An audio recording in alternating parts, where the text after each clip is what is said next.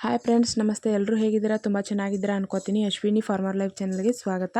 ಮೊನ್ನೆ ನನ್ನ ಕವಿತಾ ಮಿಶ್ರಾ ಅವರ ಅಭಿಮಾನಿ ಅವ್ರ ಬಗ್ಗೆ ಒಂದಿಷ್ಟು ಮಾತಿ ಹೇಳ್ತೀನಿ ಅಂತ ಹೇಳಿ ವಿಡಿಯೋ ಮಾಡಿದ್ನಲ್ಲ, ಅದು ತುಂಬ ಜನಕ್ಕೆ ಇಷ್ಟ ಆಗೈತಿ.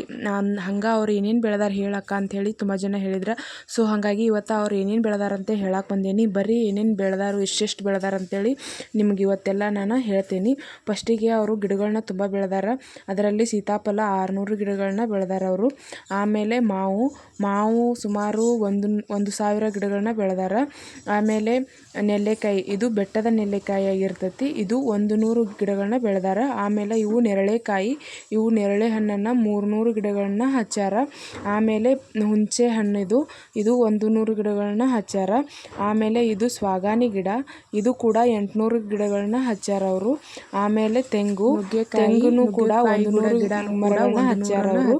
ಆಮೇಲೆ ಇದು ನಿಂಬೆ ಹಣ್ಣು, ಇದನ್ನು ಕೂಡ 100 ಮರಗಳನ್ನ ಹಚ್ಚಾರ. ಆಮೇಲೆ ಶ್ರೀಗಂಧ ಮರ, ಇದು 2500 ಮರಗಳನ್ನ ಹಚ್ಚಾರ. ಆಮೇಲೆ ಇನ್ನಿತರ ಕಾಯಿಪಲ್ಯಗಳನ್ನೆಲ್ಲ ಬೆಳೆದಾರ ಅವ್ರ. ಅಲ್ಲಿ ಸುತ್ತಮುತ್ತ ಎಷ್ಟೋ ನಗರಗಳಿಗೆ ಕೂಡ ಇವ್ರ ಕಡೆಯಿಂದ ಹಣ್ಣು ಹಂಪಲು ಎಲ್ಲ ಸಪ್ಲೈ ಆಗ್ತೈತಿ. ಈ ಅಮ್ಮನ ಬಗ್ಗೆ ವಿಡಿಯೋ ಇಷ್ಟ ಆಗಿದ್ರೆ ಲೈಕ್, ಶೇರ್, ಕಾಮೆಂಟ್ ಮಾಡಿರಿ. ಧನ್ಯವಾದಗಳು.